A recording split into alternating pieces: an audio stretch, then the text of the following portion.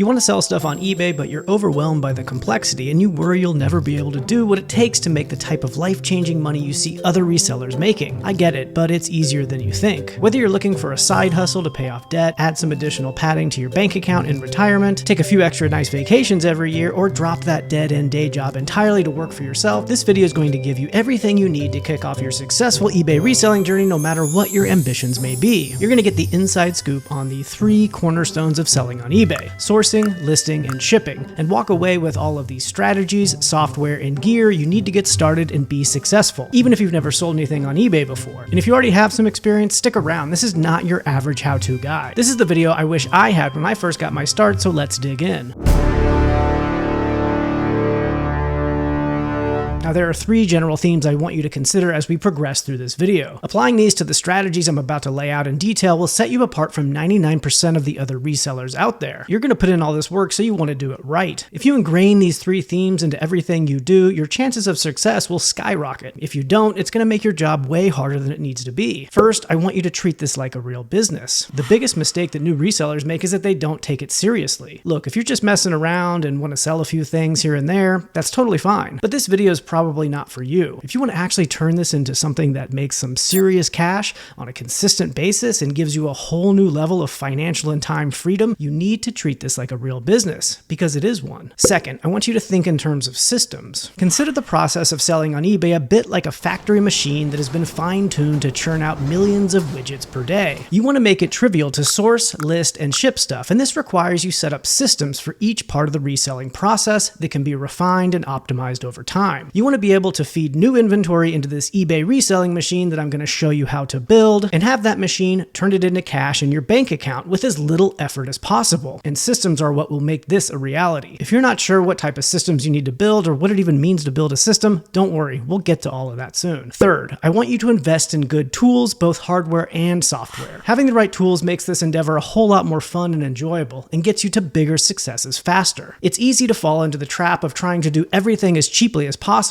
and while it's good to stay lean and be considerate of your expenses, you need to be willing to make smart investments back into the business when it makes sense. This is exactly what I will show you how to do. So let's take these 3 themes: treating this like a real business, building systems, and investing in good tools, and start applying them to the 3 cornerstones of selling on eBay. We'll begin with the first: sourcing new inventory. This is the fun part. Now, you may think that in order to be successful here, you need to go out and find as much high-value inventory as possible and list it as quickly as you can, but that would be a mistake. In fact, if you're not careful, a strategy like that can get you banned from eBay for life, so tread lightly. Instead, I want you to start slow. I've heard from countless new eBay sellers who came out of the gate too hot, listed a bunch of high-value inventory quickly, and woke up a few days later with an email from eBay letting them know their account had been banned. Don't let that happen to you. eBay is very proactive about keeping fraud off of its platform, and it's common for scammers to create new accounts, list a bunch of valuable items in high demand that they never even had possession of in the first place,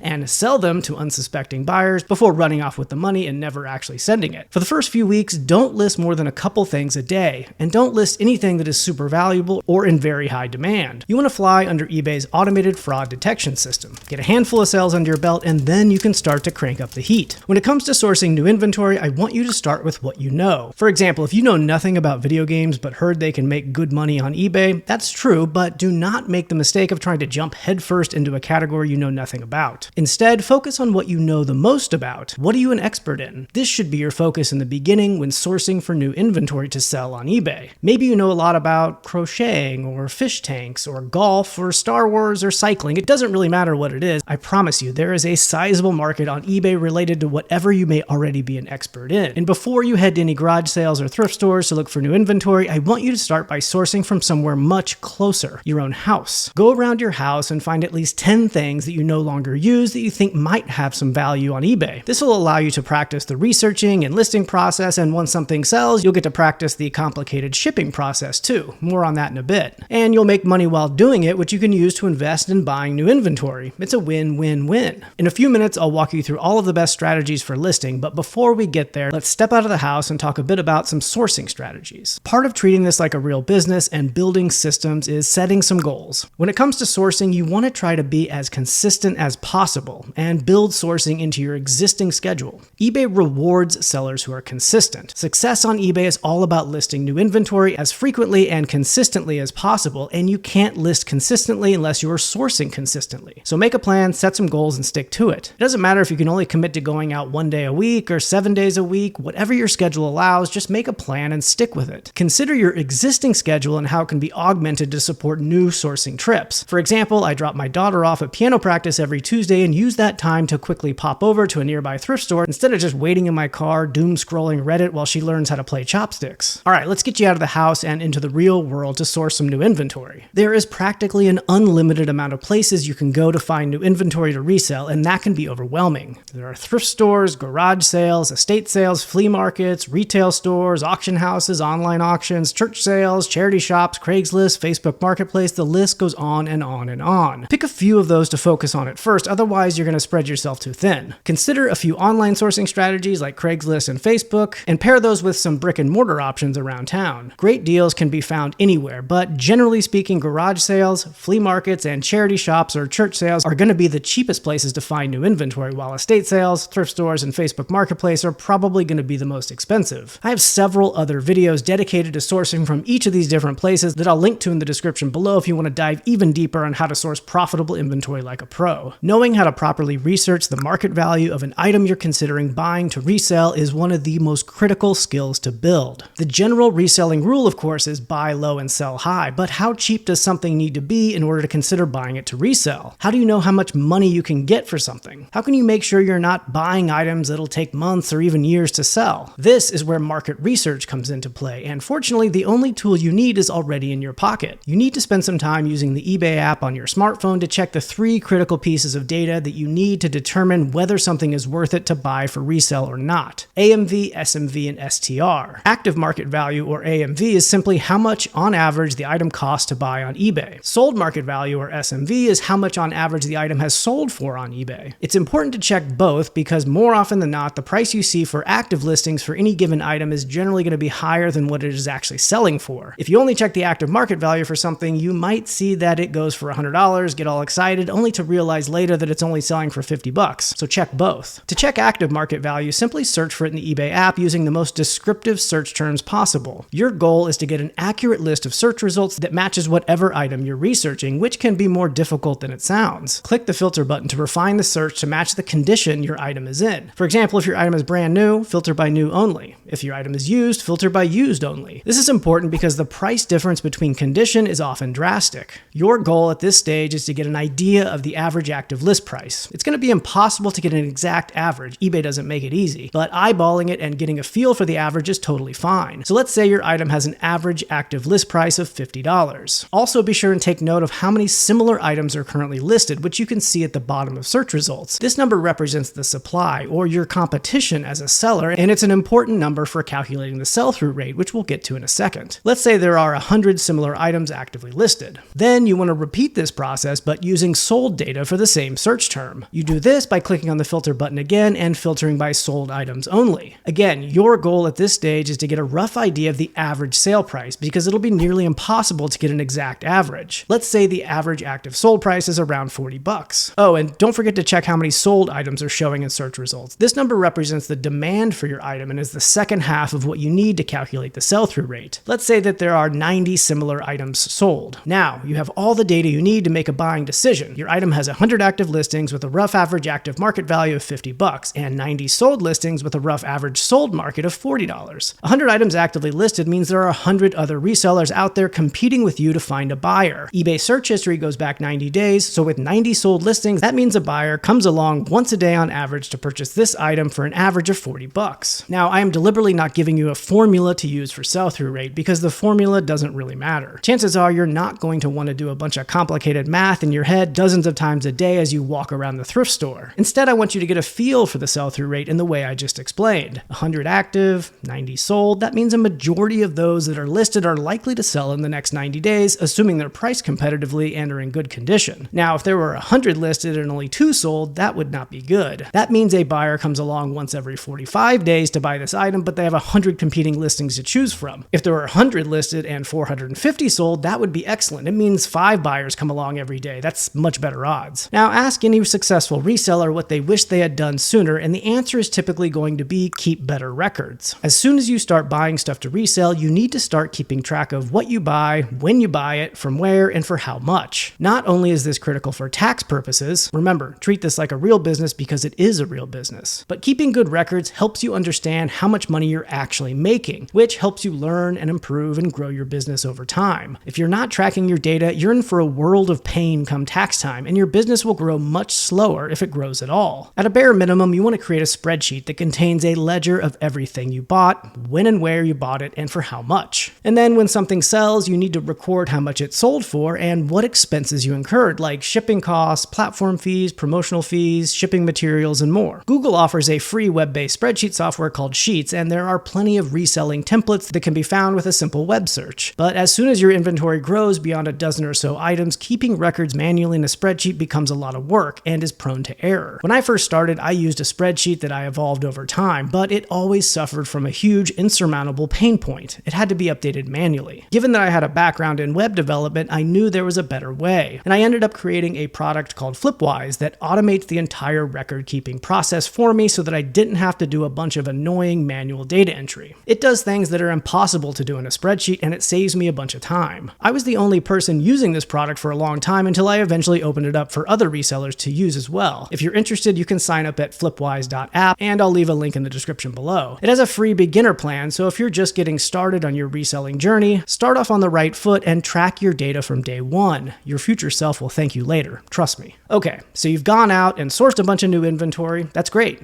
Now comes the more difficult part, listing. Now, if there's any part of the video you pay the closest attention to, make it this part. Listing is the most important of the 3 cornerstones of selling on eBay. Okay, they're all important, but this one's really important because it's the most difficult to do. It's not technically difficult, but it is hard to stay motivated to do it. This is why you see so many resellers with huge amounts of unlisted inventory or death piles. It's fun to shop, but annoying to list. You rarely need motivation to go out and source new inventory because it's fun, but listing requires discipline, and so many resellers lack what it takes to be consistent with it. But this is your opportunity to rise above the pack, and I'm going to show you how. First, you need to set listing goals and stick with them. It doesn't matter what those goals are, it only matters that you set them and stick with them. So how many new listings can you commit to? Remember, listing consistently is only possible if you're sourcing consistently, so your listing goals should be connected to your sourcing goals. For example, if you can only commit to sourcing once per week, don't commit to listing 10 things per day because you'll never find enough inventory to support that goal. Daily goals are best. For example, if you could commit to listing 20 items per week, that's great, but I'd rather you pace those out to at least 3 per day versus listing them all in one day. The eBay algorithm rewards sellers who list consistently, and so find some number that you're comfortable committing to on a daily basis and stick with it. And even if you only have a single day in the week to create all of your listings, use eBay's scheduling tool to make them go live evenly throughout the week instead of publishing them all at once. So think about how many new listings you can commit to and keep and set that goal, even if it's only 1 per day. And this is a good time to talk about the 2 listing formats on eBay, auctions and fixed prices, also called buy it now. As a general rule of thumb, you want to always list your items as buy it nows and avoid using auctions for most listings. Auctions are problematic for many reasons. 1, it's a good way to sell your items for way less than what they're worth. And 2, eBay has a huge problem with buyers who bid on your auctions and win but never pay. This means you have to relist it and try again, which is annoying. Sometimes it makes sense to use an auction though, depending on what you're selling. My rule is that the item must have low supply, high demand, and an unknown market value. For an auction to be successful, you want to have many people interested in bidding on it and not many competing listings. If your item has high supply and low demand, nobody will bid on it. Or worse, one person will and you'll let it go for way cheaper than what you want. And if what you're selling has a very clear market value, list it as a buy it now, otherwise you'll risk getting less than that market value. I have an entirely separate video on this very subject that goes into way more detail if you're interested. I'll link it down below. But just know this, 99.9% of everything I sell is listed as a fixed price buy it now, and I strongly recommend you do the same. Now, it's very easy to get bogged down in the listing process trying to make everything perfect, but don't let perfect be the enemy of good. As you dig into listing your items on eBay, I want you to set a timer to see how long each listing takes you. My guess is that when you first start, it's going to take like 10 or 20 minutes at a minimum to get a new listing live, but that's okay. Using the strategies and tools I'm going to walk you through here in a second, you should be able to get your listing process down to 4 minutes or less for nearly anything. In fact, I have a separate video called How to List Nearly Anything in 4 minutes or Less that I want you to watch directly after this video that's going to give you way more detail on how to optimize the listing process for speed. I'll link it down below. Again, think about a factory machine that has been fine-tuned to churn out millions of widgets per day.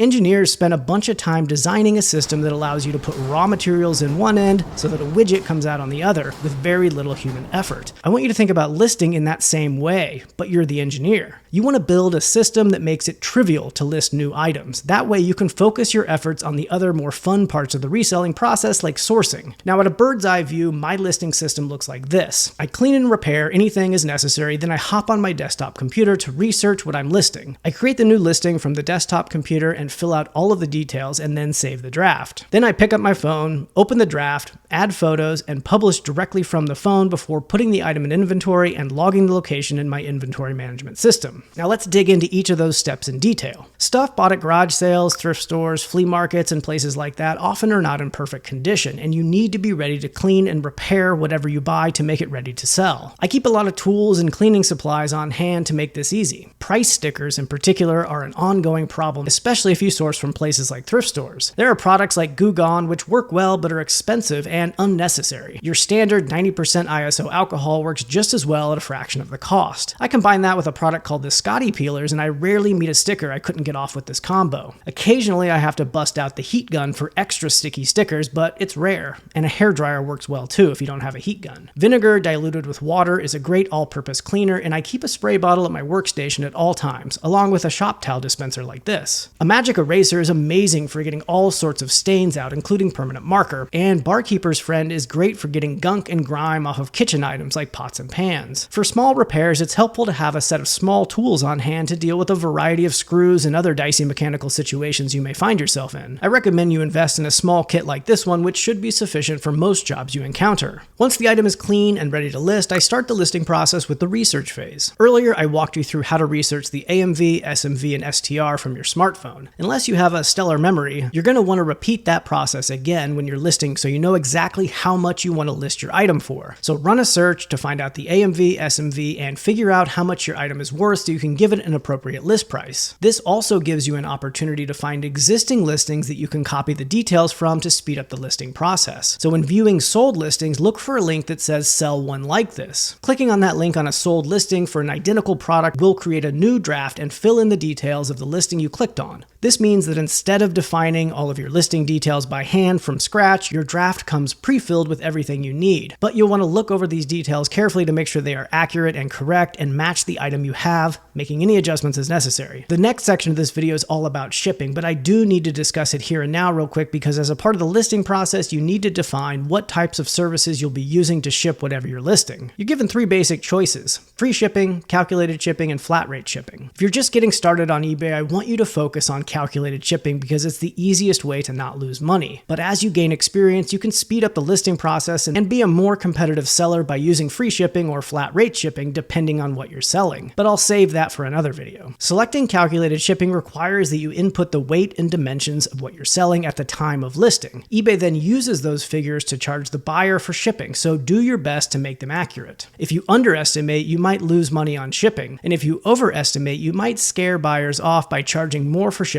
than what's necessary. The weight and dimensions include the box that it is being shipped in and any packing materials. So you'll want to have a rough idea of the size of box you will need for your item and add a couple of extra ounces to the weight for the box and any packing materials. This is all you need to know for now, but I'll go into way more detail about shipping in the next section of the video. Alright, once you have your listing saved as a draft, it's time to take some photos. A very common mistake is thinking you need an expensive camera to take nice pictures. Do me a favor, save your money and instead invest in some good lighting. As long as your smartphone was built in the last 10 years or so, it's going to have a good enough camera for taking eBay photos as long as you have decent lighting. I have some lighting recommendations in the description below. Taking photos with a smartphone comes with another great advantage. You can take them in the eBay app directly, which uploads them into your listing immediately and means you don't have to transfer the photos from a standard camera onto a computer and then upload them into your listings. That adds a bunch of extra steps and time to the listing process. Remember, speed is key here. You want to always be thinking about how you can reduce steps increase efficiency while maintaining quality, so you can list as much as you can in the shortest time possible. I'm not going to go too much deeper on photography because, again, I have a separate video that does exactly that. I'll link it down below. But after you snap some photos and they're uploaded into your listing, give everything another quick once-over to make sure there are no errors, and then hit publish. And once your listing is published, you now need to consider inventory management. If you only have a few items listed in your eBay store, you may not need to think too deeply about how to organize your inventory. But once your store grows larger than a couple of dozen listings, you'll want to have some system in place to ensure you're not losing your inventory. If you have to cancel a sale because you can't find the item, you're not only missing out on the money from the sale, but you get what's called a transactional defect on your eBay account. If you get too many of these, eBay will start charging you higher fees before kicking you off the platform entirely, so be careful. I use a pretty straightforward inventory setup that is simple to replicate.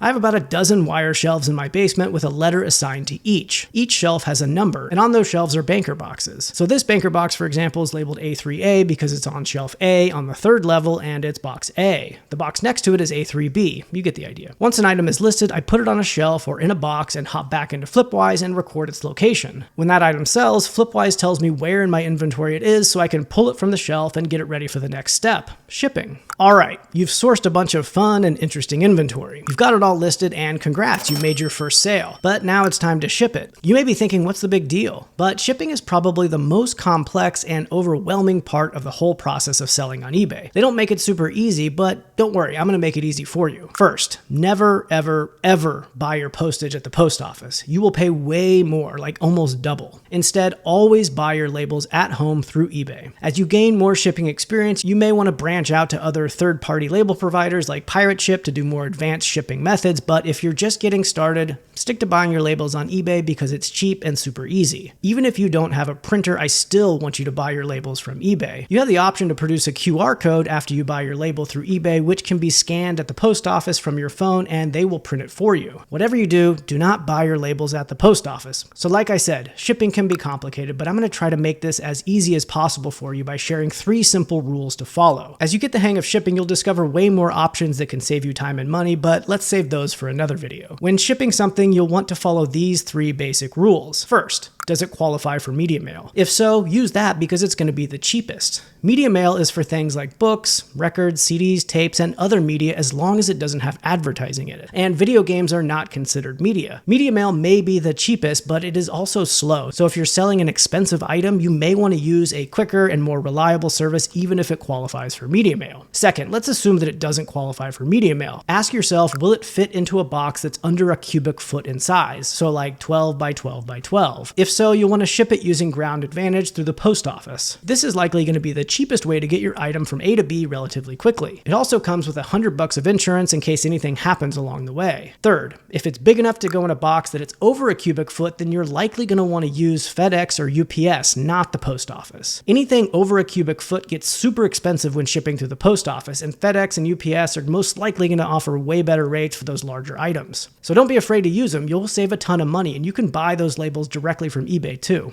If you need a more in-depth guide to the various shipping methods on eBay, I'll direct you to yet another video of mine, which I will link down below. Alright, let's talk about boxes. You might be inspired to save some cash by scrounging for boxes behind retail stores, but consider the time you spend and what that time is worth. If you can spend that time on more lucrative parts of the reselling process like sourcing, any savings you get in hunting for free boxes will be dwarfed by the revenue you generate by using that time for sourcing new inventory. Personally, I save and reuse any boxes that we have delivered to our house from places like Amazon, and then I buy the rest in bulk once or twice a year from a local box supplier. The post office provides free boxes, but they must be shipped using their priority service, which is usually more expensive. So the money you might save by using one of their free boxes will likely be gobbled up by having to ship using a more expensive service. Oh, and please do not wrap the free priority boxes in paper or tape to hide the priority logos and use them to ship using a cheaper service. These free boxes are subsidized by the money generated from using the priority service, and using them to ship using cheaper services is no different than stealing. While you're probably not going to go to jail, remember, you're building a legitimate business here, so keep it classy and play by the rules. What size boxes you need to keep on hand depends a lot on what you sell. I happen to sell across all categories, so I keep a wide variety of boxes in stock. My most commonly used sizes are 8x6x4, 10x6x8, 12x12x4, 12x12x12, and 18x16x6. I also keep a wide variety of bubble and poly mailers on hand for smaller items that don't need to go in a box. Now, there are a handful handful of other tools that I recommend you invest in early in your reselling journey. Remember, you want to make it trivial to source, list, and ship items, and a big part of that is having the right tools on hand. A postal scale, for example, is a must-have, so buy one immediately if you don't already have one. You don't need to spend more than 20 or 30 bucks for a decent one on Amazon. I'll leave a link to the one I use down below. A printer is also a good thing to have on hand, of course. Inkjet and laser printers are fine, but can be a bit annoying for printing labels because they run out of ink or toner and you have to cut the label and stick it to the box with tape. But one of my most beloved reselling tools is my thermal label printer. Thermal printers do not use ink and print very quickly.